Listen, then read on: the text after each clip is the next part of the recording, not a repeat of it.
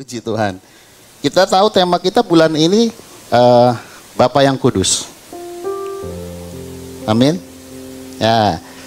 Terus saya minta tolong Pak Hendro. Iya, Bapak yang kita tahan di sini ya Pak Hendro. Bapa yang Kudus. Saya kasih tanda warna merah ya. Karena kita tahu bahwa sebenarnya sih dari dulu, tapi hari-hari ini lebih lagi dinyatakan hati Bapa itu sedang membara ya. Akan begitu memiliki kerinduan untuk mencurahkan ya. Apa yang menjadi isi hati Bapa kita hari-hari ini ke depan ya, untuk gerejanya. Untuk gerejanya ya. Saya sangat bersyukur Gereja House of Kana selalu memiliki ketepatan ya, dari bulan ke bulan, tahun berganti tahun. Biarlah setiap kita mulai mengerti, kalian dan saya ada di tempat ini tuh, ini juga udah menjadi satu bagian rencana Tuhan yang besar untuk kedepannya. Ya, setiap komunitas yang ada di seluruh muka bumi ini yang menyangkut dengan teologi, yaitu untuk mengenal Sang Pencipta kita lebih lagi, itu saya sungguh sangat percaya Tuhan hadir, Rohnya ada di tempat ini, di hidup kita. Jadi bersyukurlah bagi setiap kita yang masih terus diberikan kesempatan ya, untuk melewati hari-hari ini dengan kebaikan dan kemurahan yang dari Tuhan. Nah, Bapa yang Kudus dari Matius 6 ayat 9 toh, tema bulanan.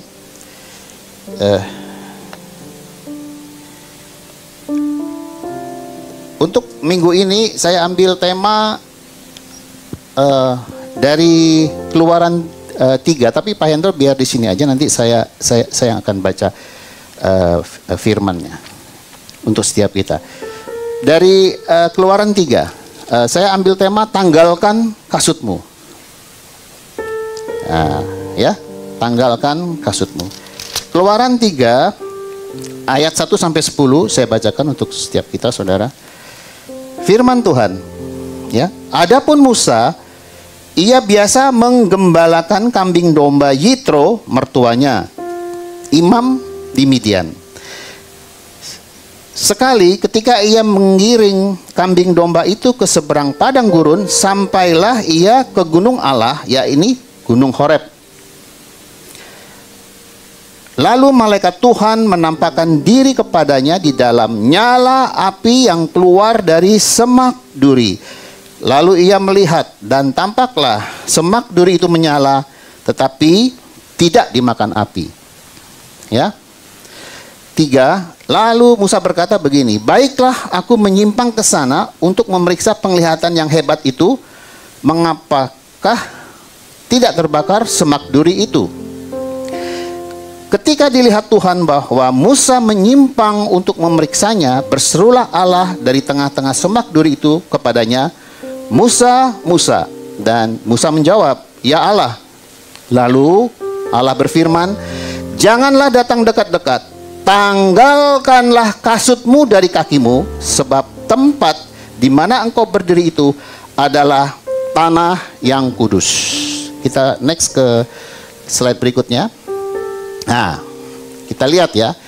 Tadi kita sudah baca di ayat 5. Dalam terjemahan bahasa Inggrisnya, God said, do not approach any closer. Take your sandals off. Ini yang penekanannya yang saya ambil ya. Tanggalkanlah kasutmu. Ya. Off your feet. For the place where you are standing is holy ground. Ya, tanah yang kudus. Ya. Tanggalkanlah kasutmu, saya ambil tema, dan layanilah Tuhanmu. Semak duri yang tadi menyala ya, namun tidak terbakar, ya, tidak termakan oleh api. Itu menyatakan, mengartikan bahwa kehadiran pribadi Tuhan Allah yang penuh dengan kekudusan dan kuasa. Ya, di sini Allah menyatakan dirinya kepada Musa melalui semak duri yang menyala, yang tidak terbakar. Ya, ini awal pelayanan Musa dipanggil Allah untuk menyelamatkan satu bangsa besar, yaitu bangsa Israel. Ya, tapi dengan jelas dikatakan di sini, tanggalkan kasutmu, karena tanah yang engkau injak adalah tempat yang kudus. Begitu. Ya, mengingatkan kepada setiap kita siapa dia sesungguhnya. Allah yang kita miliki, yang kita tahu. Pada pagi siang hari ini kita memanggilnya Bapa yang kudus, sesuai dengan tema toh, Bapa yang kudus. Siapa dia? Dunia ini pertama kali mengenal Allah melalui Musa ini. Karena di ayat selanjutnya lagi, ayat 6, Allah berfirman, Akulah Allah ayahmu, Allah Abraham, Allah Ishak, dan Allah Yakub. Ya, lalu Musa menutupi mukanya sebab ia takut memandang Allah. Nah, jadi Allah Abraham, Allah Ishak, Allah Yakub, ya, yang sudah menentukan memilih Israel sebagai bangsa pilihan, itu yang sekarang gereja Tuhan mengenalnya dengan Bapa yang kudus. Ini Allah yang sama yang kita miliki dengan yang pada saat itu Musa temui di semak belukar yang tidak terbakar. Ya. Jadi yang menjadi pertanyaan begini. Saya percaya setiap kita anak-anak dari Allah Bapa yang kudus yang baik itu pasti juga pernah menyatakan dirinya sama seperti Musa. Walaupun dengan versi yang berbeda-beda. Itu merupakan satu kesaksian pribadi bagi setiap kita, saudara. Maaf ya Bu Tata, bagaimana pertama kali Bu Tata menemui burning bush-nya si ini? Kok bisa sampai kenal sama Yesus? Pasti kan ada pengalaman, betul? Nah, ini contoh satu, Bu Tata. Dan setiap kita sama pasti sudah mengalami apa yang Musa alami ini. Kita bisa bertemu dengan Allah yang menciptakan kita dengan melalui satu kejadian yang bisa dikatakan itu adalah suatu yang pribadi. Keselamatan itu bukan warisan ya dari orang tua ataupun dari siapapun, suami, istri, dan anak-anak, bukan. Tapi ini adalah karya Allah yang sungguh nyata atas setiap kehidupan kita, anak-anaknya. Ya, mengingatkan siapa Dia yang telah menciptakan kita, mengingatkan kepada kita siapa kita penciptanya. Ya, dan lewat perjumpaan dengan Tuhan seperti Musa alami di semak belukar yang terbakar tapi tidak habis dimakan api, itu kita jadi mengerti ya bahwa begitu besar kasih Bapa kita yang kudus atas setiap kehidupan kita, anak-anaknya di tempat ini dan keluarga kita juga tentunya. Ya, jadi biarlah hari-hari ini ya, setiap kita ya sungguh-sungguh menghargai akan hal ini ya, bahwa kita juga sudah mengalami seperti apa yang dialami oleh si Musa. Nah, poin pertama kita akan bahas dulu bukan take off your sandal off-nya, tapi standing in the holy ground, ya, tanah yang kudus. Kita tahu bahwa tanah yang kudus itu bicara tentang hadirat Tuhan Allah yang penuh dengan kemuliaannya, ya, dalam kehadirannya di dalam hidup kita, ya, dan itu setelah kita mengalami seperti Musa ini, itu terus berlangsung. hari ke hari sampai hari ini, bahkan seterusnya sampai selama-lamanya, saudara dan saya akan terus mengalami akan kehadirannya dan kemuliaannya di dalam kehidupan kita. Kemuliaan itu apa sih? Kita tahu bahwa kemuliaan itu adalah keagungan. Ya, keagungan dari Sang Pencipta alam semesta. Ya. Dia yang telah menjadikan seluruh alam semesta beserta segala isinya. Ya. Itu Dia jadikan dalam waktu 6 hari, ya, dengan kedahsyatannya, dengan kemuliaannya tadi, kuasanya, ada di dalam setiap kita. Dia sudah ada di dalam kita. Sejak kapan? Sejak kita menerima Yesus sebagai Tuhan dan Juru Selamat secara pribadi. Jadi, sangat beruntungnya kita, ya, sudah bisa dipilih bertemu dengan Allah yang menciptakan alam semesta, termasuk kita yang ada di bumi, ya, dengan melalui pengalaman pribadi, lepas pribadi, melalui semak belukar, yaitu burning bush, ya, yang dialami oleh si Musa. Itu pun sudah kita alami, ya. Holy ground, sudah katakan tadi bahwa itu berbicara tentang kemuliaan Tuhan. Ya, kita lihat di nextnya, Pak Andro. Ya, holy ground itu mengartikan bahwa kita sedang berdiri di presence of God, di dalam hadirat Tuhan, Allah kita. Ya, makanya kalau kita sebagai umat pilihan, ya, sudah diizinkan Tuhan untuk bisa berdiri di hadiratnya, itu merupakan satu privilege yang besar, ya, sebagai umat pilihan. Makanya hari-hari ini jangan kita menyia-nyiakan waktu yang ada. Ini sudah waktunya untuk kita betul-betul mau menaruh serius dengan Tuhan, ya. Pay attention dengan kehidupan kita yang masih diberikan, ya, sampai hari ini. Terus saya percaya bahwa setiap anak-anaknya, ya, saudara dan saya, itu ada tugas yang harus diselesaikan sebelum kita kembali ke rumah Bapa. Pasti ada. Tidak mungkin saudara itu cuma numpang lewat di dunia ini, enggak mungkin.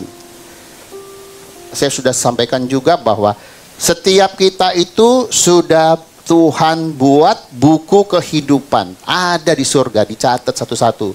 Bu Rosbanon, Bu Tata, semua, Bu Lili, kita semua ada buku kehidupan kita di surga yang harus, ya, kita jalani bersama Tuhan di dalam pimpinan rohnya untuk kita dapat menyelesaikan sampai garis finish. Tuntas. Sama seperti Yesus berkata, sudah selesai. Gitu. Jadi jelas, ya. Berbicara tentang kemuliaan, saya diingatkan di Yesaya 60 ayat 1. Saudara. Yesaya 60 ayat 1.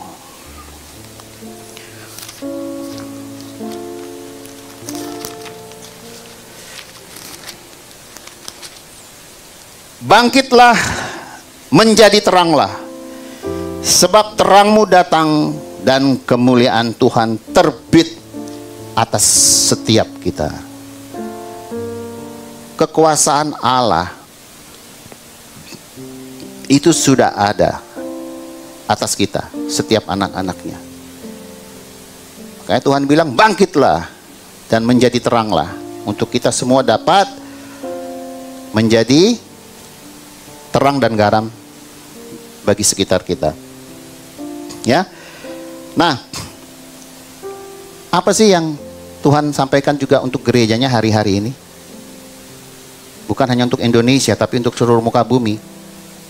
Kan pada saat itu Yesus ngomongkan, aku membangun gerejaku di atas batu karang ini. Berarti kan gereja itu sebenarnya cuma satu.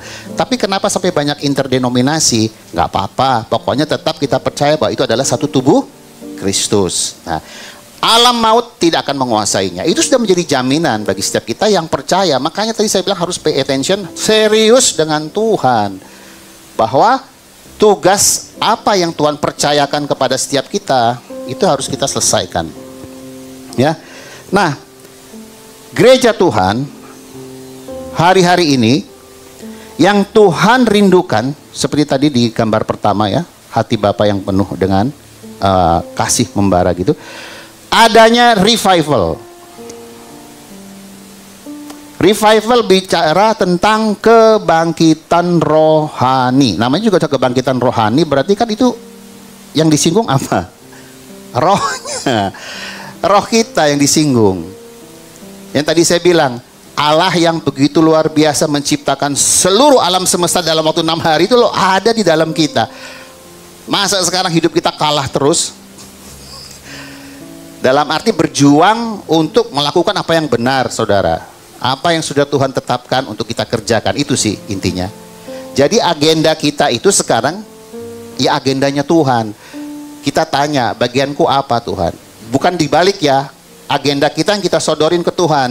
Ini Tuhan agenda saya yang harus engkau restui, engkau approve untuk aku kerjakan. Bukan. Justru agendanya Tuhan untuk kita, itu apa? Itu yang harus kita kerjakan hari-hari ini. Ya.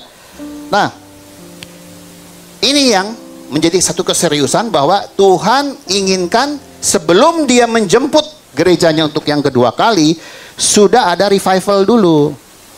Revival yaitu kebangkitan rohani. Untuk bangun dari tidurnya. Ya. Dan langkah selanjutnya setelah dia revival, ya, dia harus bisa kembali kepada first love. Kasih mula-mula kita loh. Dulu pertama kali saya mengalami pertemuan di Semak Belukar seperti Musa itu, saya itu waduh, kalau minggu sekali nggak ke gereja aja rasanya kayak nggak enak begitu. Bukannya berarti itu menjadi satu rutinitas, bukan. Saya merasa ada yang kurang Tuhan. Selain di rumah Tuhan ya, di kehidupan sehari-hari pun saya selalu bilang, Tuhan, aku tidak akan pernah puas kalau hari ini aku belum mendapat sesuatu dari Engkau. Dalam arti begini, apa sih yang bisa aku kerjakan hari ini untuk menyenangkan hatimu? Simpel-simpel aja kan sebenarnya hidup ini. Nah, pesan untuk seluruh dunia ya. Kita lihat ya, sebenarnya revival itu sudah terjadi di mana-mana. Kalau kita banyak mengikuti YouTube, ya, itu kegerakan Roh Kudus itu sudah ada di mana-mana kok. Di Kanada, di Eropa, ya, USA, Asia, Australia, semua sih. Afrika, semua. Belahan bumi ini nggak ada yang tidak terhampiri. Saya lihat ya bahwa, nah itu ya, maksud saya begini, saya pribadi melihat bahwa bumi itu ya, bumi itu ditutupi, diselaputi, diselimuti oleh kemuliaan Tuhan. Pada saya dapat itu, saya langsung nangis. Saya bilang begini, Tuhan, Engkau yang begitu maha kudus, maha agung, maha suci, ya, masih tetap sampai hari ini mengasihi umat-Mu yang ada di muka bumi ini. Dengan menyelimuti mereka, gerejamu, dengan kemuliaan-Mu, dengan kuasa. Kuasa dari tempat yang maha tinggi. Tidak bisa tertandingi oleh apapun juga, kuasa Tuhan. Ya. Nah, begini, dalam arti revival yang Tuhan rindukan, gerejanya itu harus ada repentance, pertobatan. Pertobatan baik secara pribadi maupun secara corporate. Ya, gereja harus ada pertobatan, repentant. Untuk kembali menemui first love-nya kita kepada Tuhan masing-masing. Ya, pribadi lepas pribadi. Kasih mula-mula kita ini kepada Tuhan tuh dulu gimana? Coba kita introspeksi aja. Apakah sampai hari ini kita masih memiliki first love yang sama dengan Tuhan? Ya, ibarat kita aja dengan suami istri. First love-nya kita dengan pasangan hidup kita gimana? Bisa terjaga nggak sampai hari ini? Begitupun terlebih dengan Bapa kita di surga. Ya, saya percaya pada saat gereja Tuhan merindukan revival, ya, mau repent, bertobat, ya, terus menemukan kembali kasih mula-mula, maka dikatakan bahwa penuaian, ya, the harvest time with mega glory, Tuhan katakan itu pasti akan menjadi bagian kita. Dengan cara apa Tuhan? Mungkin kita bertanya, Tuhan, kami hanya gereja kecil di Surabaya yang sepertinya Tuhan tidak dilihat oleh orang-orang di luar sana. Jangan putus asa, jangan takut. Banyak pernyataan Tuhan yang saya dapat di tempat ini. Dari pertama, waktu gereja kita masih di rumah Pastor Samuel Bulusi, Tuhan sudah sering melihatkan kepada saya bahwa aku ada di tempat ini. Maksudnya di House of Kana. Baik malaikat-malaikat yang mendukung ibadah kita, malaikat-malaikat yang diutus untuk memagari ibadah kita, apapun itu, setiap karunia akan kuperlengkapi di tempat ini. Banyak, saudara, saya dapat pernyataan-pernyataan seperti itu. Tuhan katakan, aku tidak akan pernah putus asa kepada gerejaku yang mau bersungguh-sungguh hati kepadaku.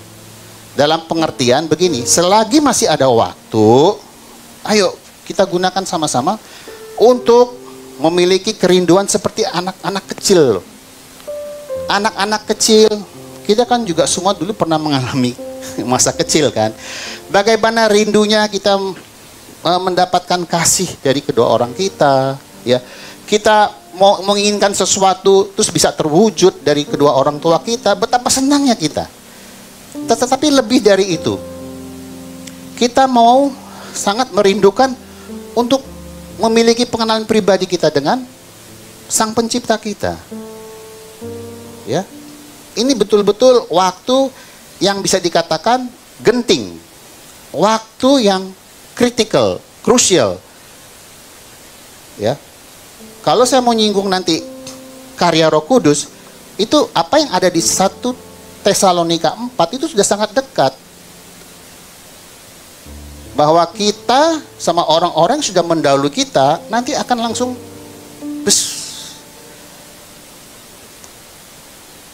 Mungkin saudara atau gereja Tuhan boleh berdebat, tapi kan firman bilang tidak ada satu orang pun yang tahu. Terus aja bahas masalah itu, tidak satu tahu, tidak satu tahu. Yang menjadi pertanyaan, ready atau enggak? Siap atau enggak kalau Tuhan jemput kita? Kita nggak usah bicara masalah rapture dulu kalau kita masih sampai di titik itu. Tapi kalau sebelumnya kita sudah harus kembali ke rumah Tuhan, apa yang harus kita pertanggungjawabkan dengan kepercayaan yang sudah Tuhan berikan kepada setiap kita selama kita ada di hidup ini, di muka bumi ini. Ya, pesan Tuhan untuk gerejanya, ya, ini saya suka catat. Bukan hanya melakukan rutinitas dalam beribadah. Ingat ya, Tuhan udah nggak mau itu. Yang penting aku ke gereja, cukup ya Tuhan. Aku wis menyembah, memuji, mendengar firman-Mu, pulang, tapi tidak pernah mendapatkan apa-apa melalui hubungan atau relasi pribadi dengan Roh Kudus. Tuhan nggak mau itu. Jangan hanya beribadah sebatas rutinitas. Ya. Tetapi lebih dari itu, milikilah kerinduan untuk dapat melakukan apa yang menjadi bagian kita dengan ketepatan, secara terperinci, detail. Ini nggak main-main di dalam ya. Melakukan ketepatan secara terperinci. Kalau kita ingat ya, Musa disuruh bangun tabernakel itu sangat detail. Dari depan masuk ke kolam pembasuhan, terus ke ruang kudus, maha kudus, itu titik komanya Musa lakukan. Yaitu kan Musa. Nah ini kelemahannya kita anak Tuhan suka begitu. Kita tidak pernah menghargai akan rohnya yang begitu besar yang sudah ditaruh di dalam setiap hati kita, di dalam hidup kita. Ya. Seperti apa yang Tuhan mau untuk mendapatkan perkenanan Tuhan, favor of God, sudah dibahas di gereja sini. Makanya saya diingatkan ini slogan dari House of Kana, where God meet His people. Biarlah setiap ibadah kita, baik di tempat ini maupun di rumah kita masing-masing, hari ke hari, kita menemui satu pribadi yang begitu mengasihi kita dalam presence of God, dalam hadiratnya. Ya, jadi biarlah ibadah yang mungkin gereja Tuhan selama ini lakukan secara rutinitas dalam penilaian Tuhan, kita mau di tempat ini ya melakukan sesuatu yang out of the box, terobosan. Tapi kembali terobosan itu kita minta yang dari Tuhan, bukan yang maunya kita. Ya, dengan mengikuti pimpinan dari kegerakan Roh Kudus yang ada di tempat ini. Ya, awal tadi penyembahan dari Bunita, saya langsung dapat masalah kolam pembasuhan. Saya bilang, tolong Roh Kudus berikan saya pengertian kolam pembasuhan. Hei, Tuhan bilang begini, Bapak Ibu Saudara, berbicara kolam pembasuhan adalah kita harus bisa menyucikan diri kita, ya, membasuh tangan dan kaki kita sebelum kita enter to the presence of God. Amin. Ya.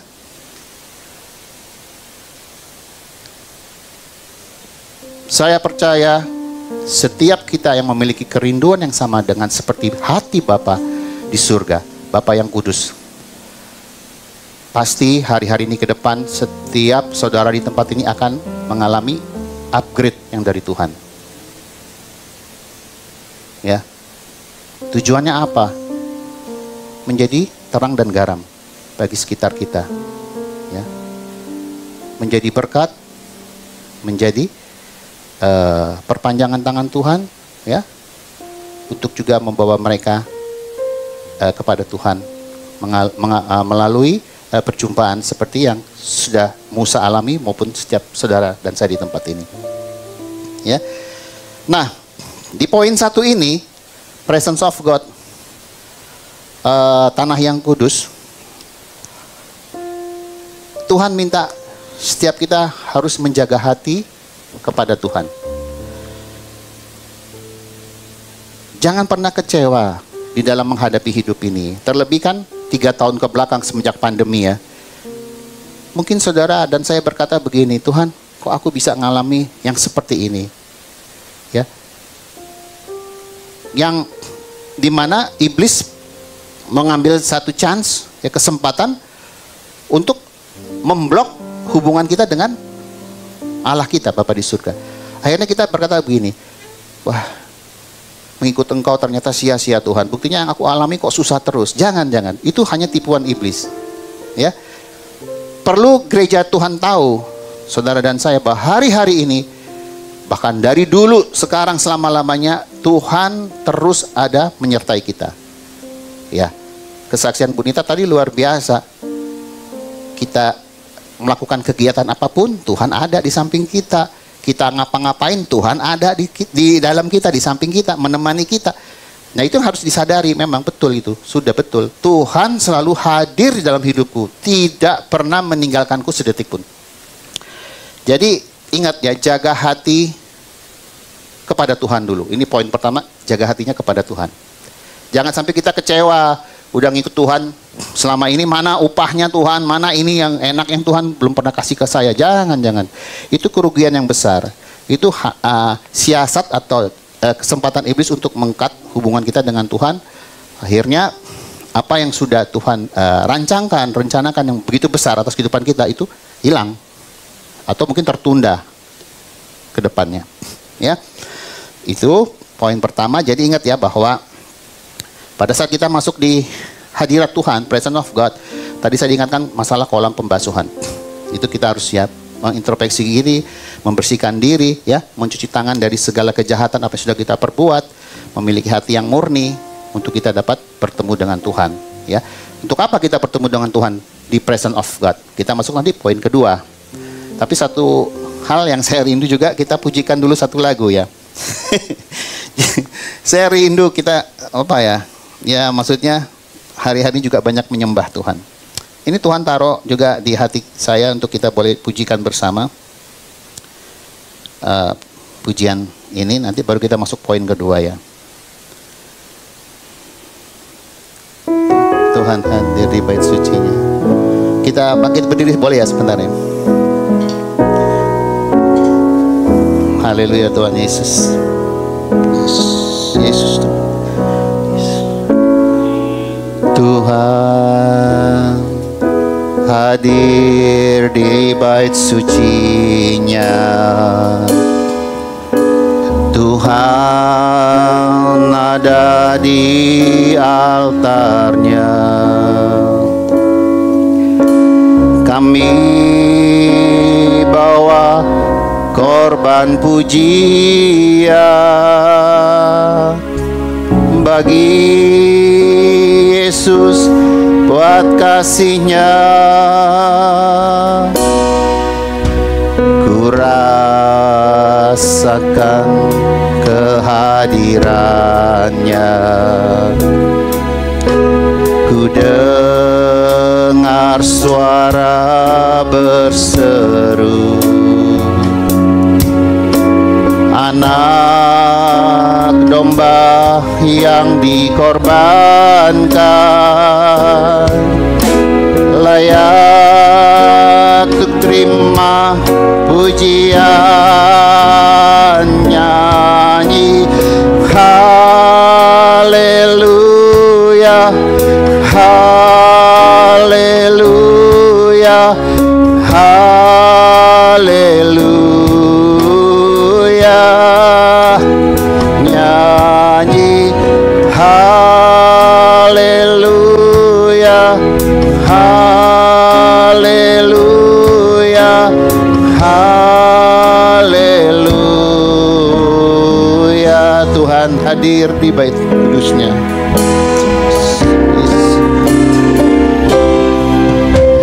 Tuhan hadir di bait suci-Nya.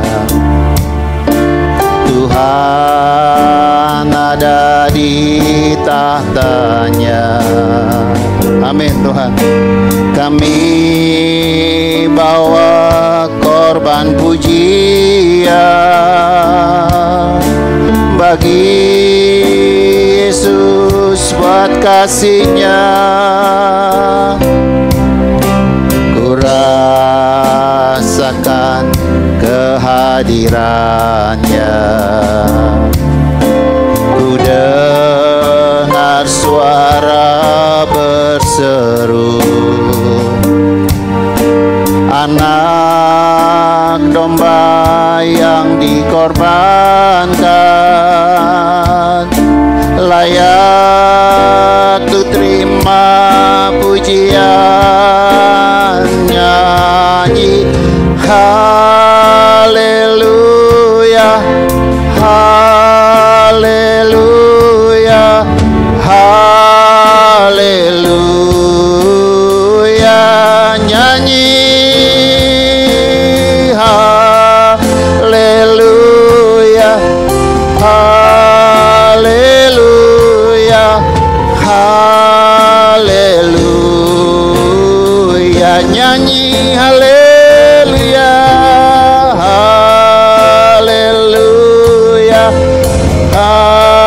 haleluya, haleluya. Nyanyi haleluya, haleluya, haleluya.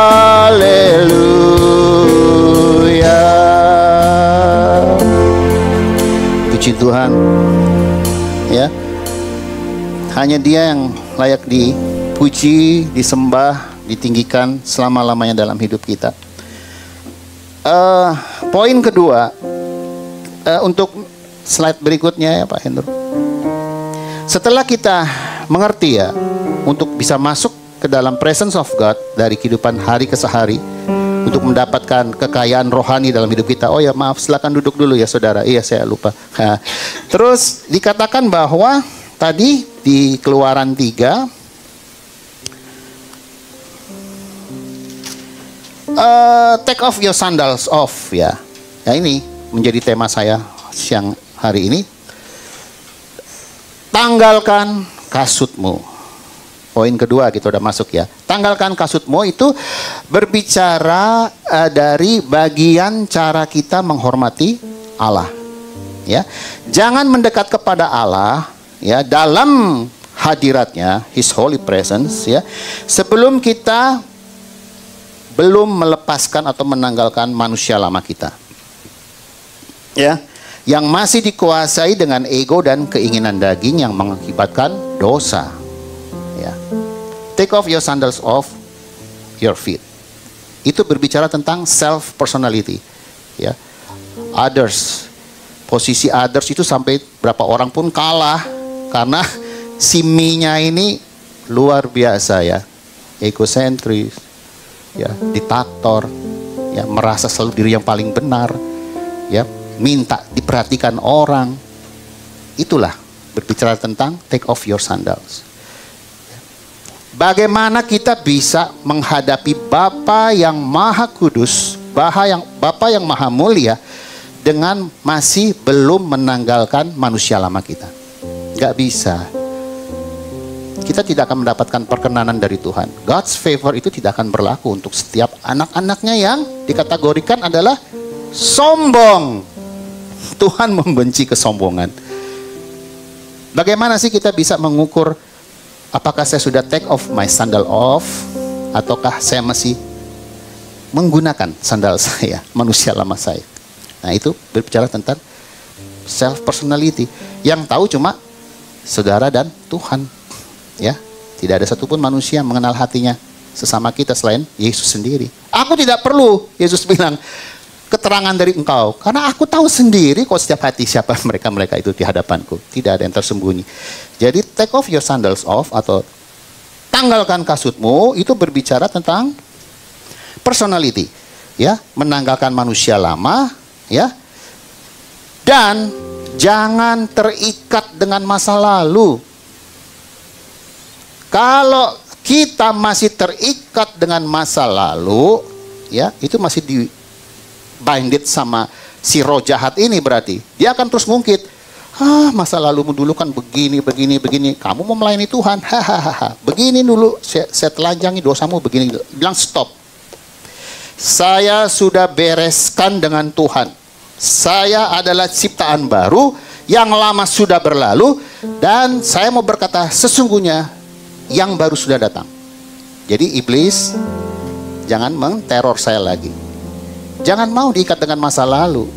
Karena kita tahu setiap manusia pasti ada masa lalu yang kelabu. Gak mungkin enggak.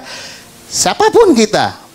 Kalau kita ngomong enggak, aku enggak pernah berdosa masa laluku, berarti kita sedang menipu diri kita sendiri. Pasti masa lalu kita ada kelabunya. Tapi ingat, Tuhan sudah bereskan di kayu salib. Ya, ini saya ada satu pernyataan, saya katakan begini.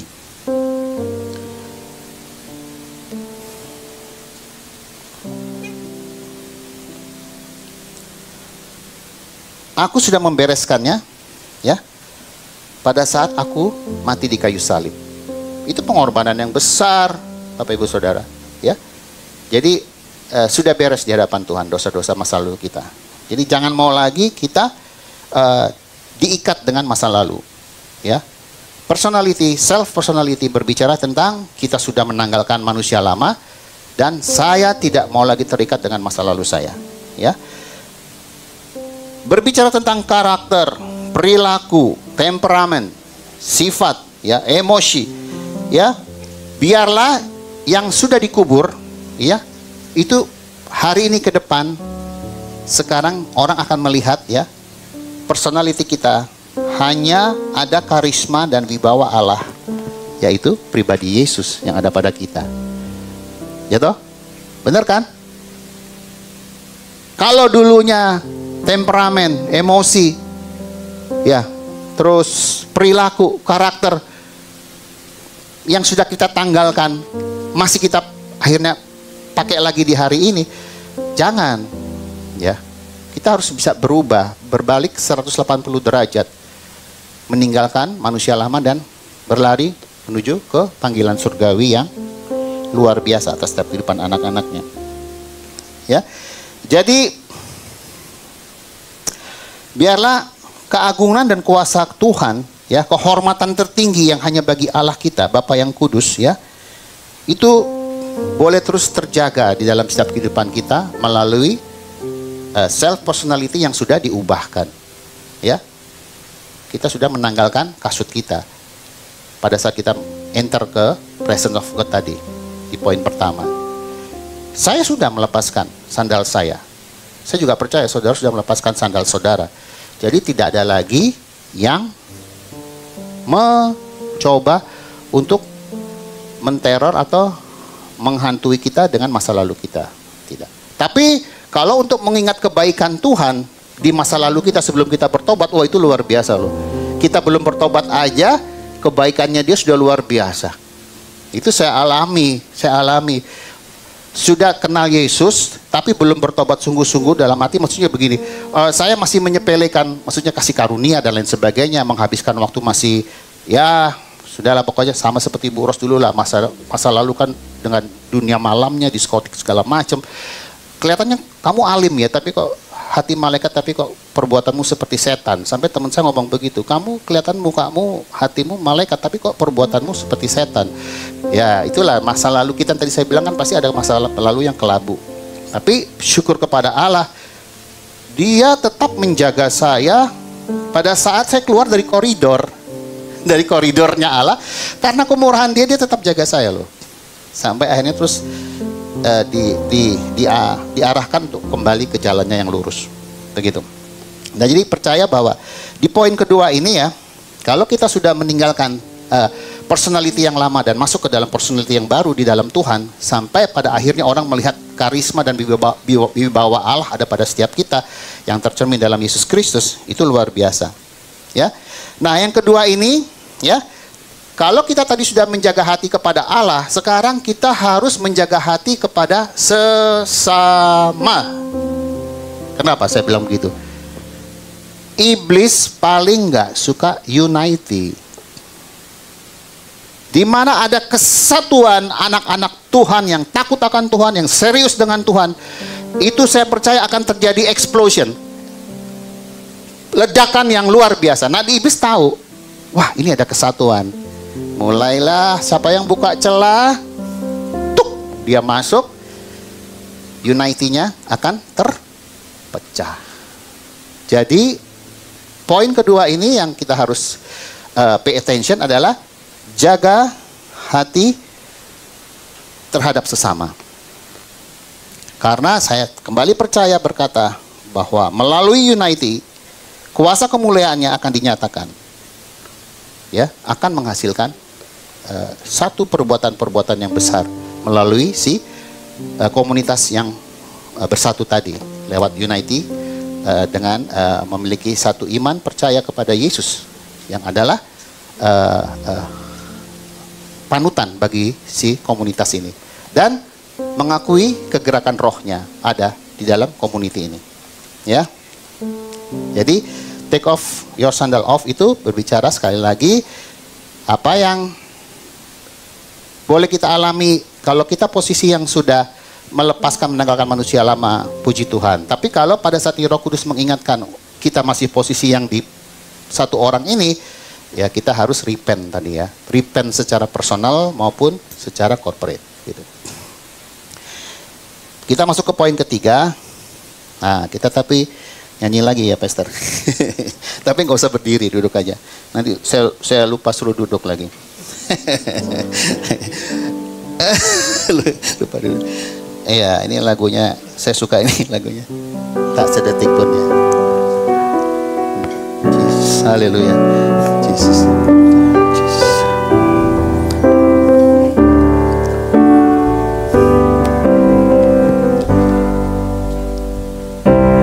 Kau Bapa yang setia, tak pernah sedetik Kau tinggalkan diriku. Hatiku teguh di dalam janjimu sampai ku melihat kuasamu. Karyamu sempurna, ajaib dan mulia.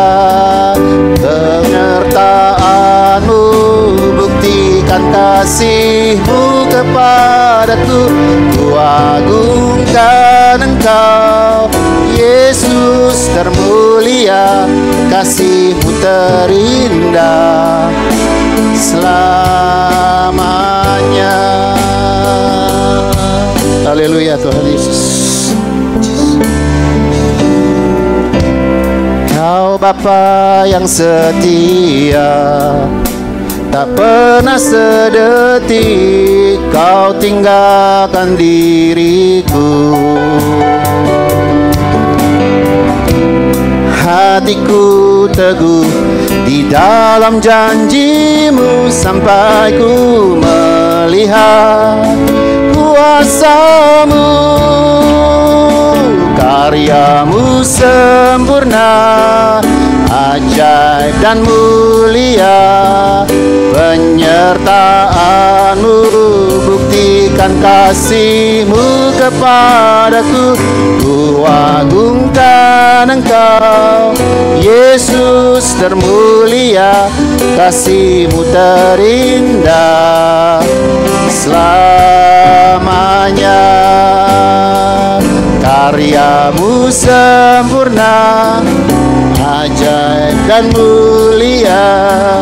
Penyertaanmu buktikan kasihmu kepadaku. Ku agungkan Engkau, Yesus termulia. Kasihmu terindah selamanya. Kasihmu terindah selamanya. Amin. Tak sedetik pun aku meninggalkanmu, Tuhan katakan. Amin. Percaya bahwa hari-hari ini Tuhan begitu memperhatikan mengasihi kita, umat pilihannya. Ya.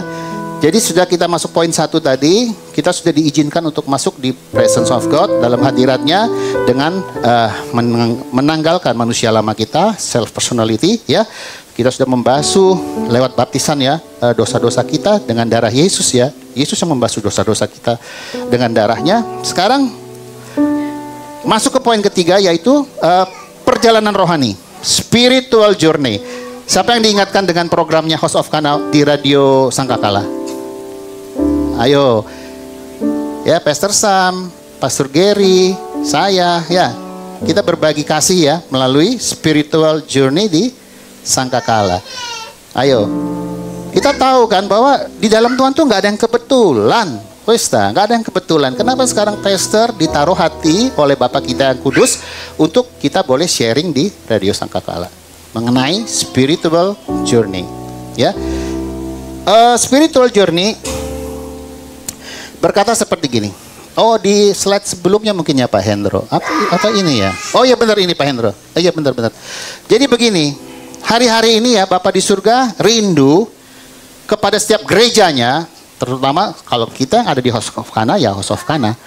Begini Tuhan katakan, aku hendak mengajar dan menunjukkan kepadamu jalan yang harus kita tempuh. Aku hendak memberi nasihat, mataku tertuju kepadamu. Itu ada di Mazmur 37 ayat 8. Ini saya dapat rema melalui ayat ini untuk saya, dan Tuhan katakan kepada setiap umatku. Allah yang pada saat itu ditemui Musa di semak belukar, Bapa yang kudus yang sekarang kita panggil ya, itu adalah pribadi yang sama, berkata bahwa Dia rindu hendak mengajar dan menunjukkan kepada setiap kita jalan yang harus kita tempuh selama kita ada di muka bumi ini. Bisa nyasar nggak? Nggak mungkin nyasar. Masa Tuhan mau bawa kita nyasar? Nggak mungkin. Pasti sampai ke tujuan. Ya, dengan dapat kita memelihara iman hati kita kepada Tuhan. Ya, dan hendak memberi nasihat. Mataku tertuju kepadamu. Makanya jelas ya. Di 2 Timotius 3 ayat 16. Ini ya. Segala tulisan yang diilhamkan Allah memang bermanfaat untuk mengajar, untuk menyatakan kesalahan, untuk memperbaiki kelakuan, dan untuk mendidik orang dalam kebenaran.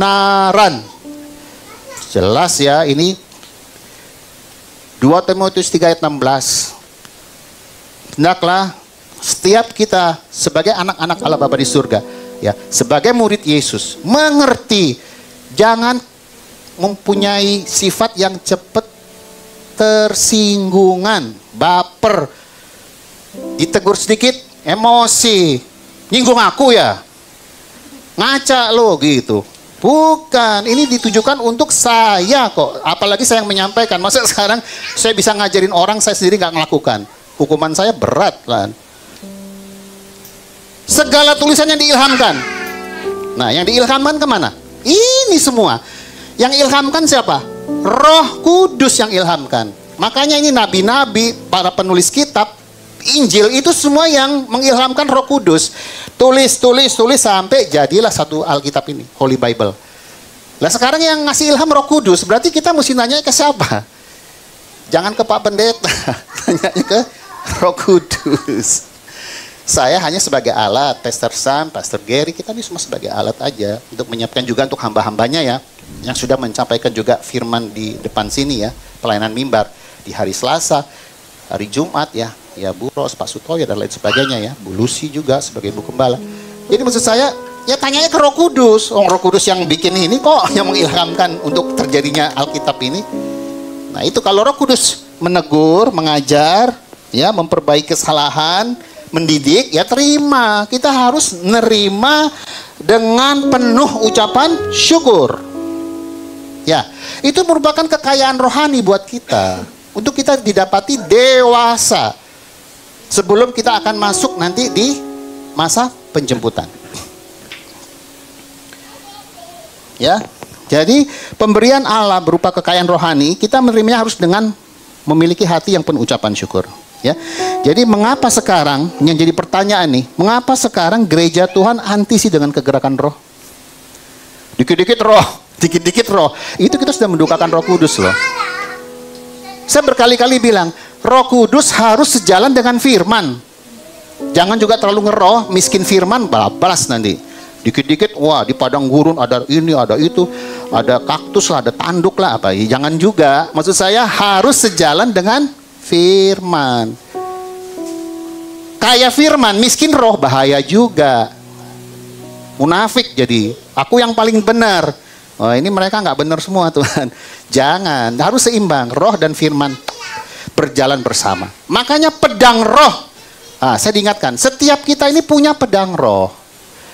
Pedang firman, roh Kudus, pedang roh di Efesus 6. Pedang roh itu masukkan ke lubuk hati kita. Dia yang akan memenuhi si 2 Timotius 3 tadi. Ayat 16. Ya. Itu aja jadi poin ketiga bahwa kita sangat memerlukan Roh Kudus dalam spiritual journey kita. Lah kalau kita nggak berjalan sama Roh Kudus, siapa yang bawa kita? Itu tadi saya bilang bisa nyasar. Bablas ngerohnya. Ya. Jadi ingat, ini saya tutup dengan ingat. 5 gadis bijaksana. Dia ada oil. Itu menandakan dia memiliki keintiman relasi dengan Roh Kudus. Sementara 5 gadis bodoh sibuk melayani sama seperti Marta. Bukannya berarti melayani nggak boleh ya, itu juga harus bagian kita melayani.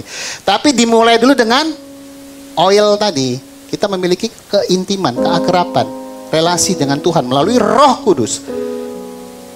Jadi pada saat kita melakukan pelayanan, itu betul-betul dari Tuhan. Itu betul-betul agendanya Tuhan, bukan agenda kita lagi. Kalau kita sedang melakukan, tiba-tiba Tuhan bilang, Pastor Sam, Pastor Gary, sama saya coba kunjungi, itu ada ibu yang sedang sakit. Nah itu kan berarti kan memang agendanya Tuhan. Kita pergi doakan.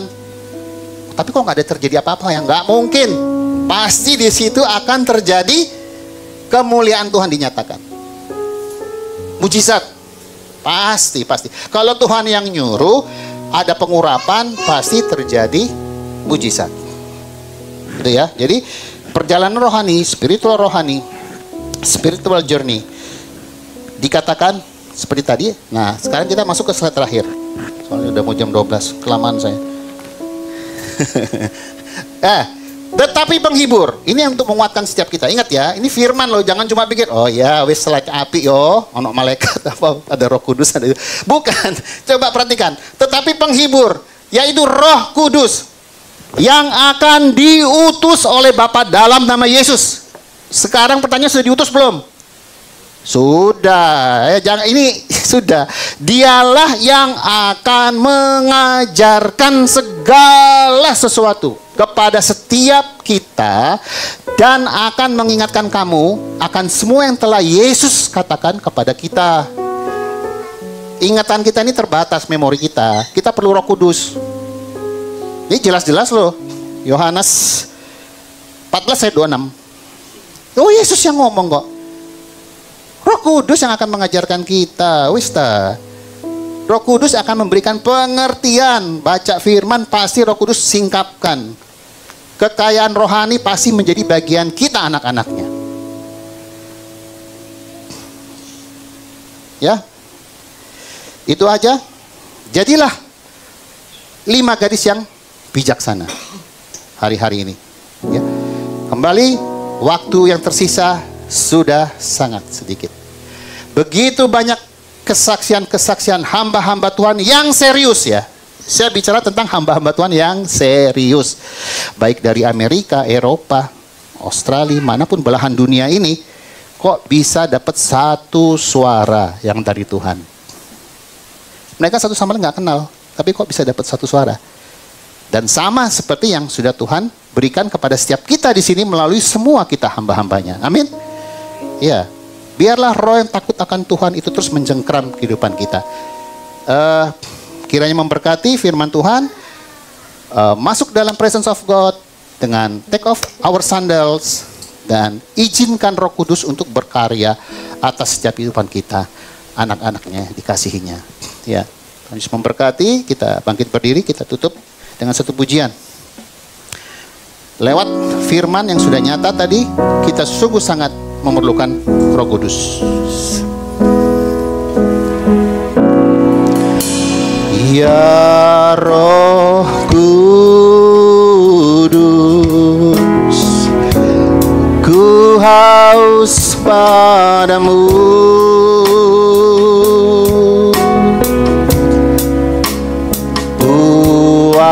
Puaskan sekarang kerinduanku, ya Roh Kudus, ya Roh Kudus, kau menuntunku,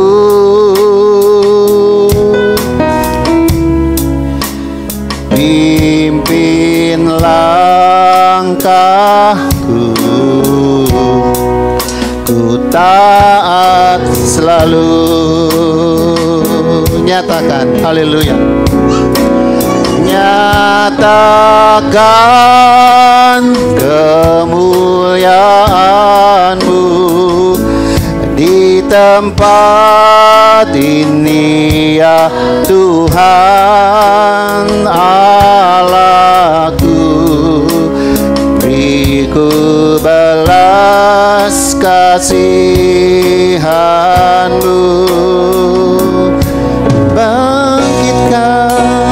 Bangkitkan roh-Mu di dalamku, nyatakan kuasa nama-Mu. Yesuslah Tuhan, Yesuslah Tuhan, Yesuslah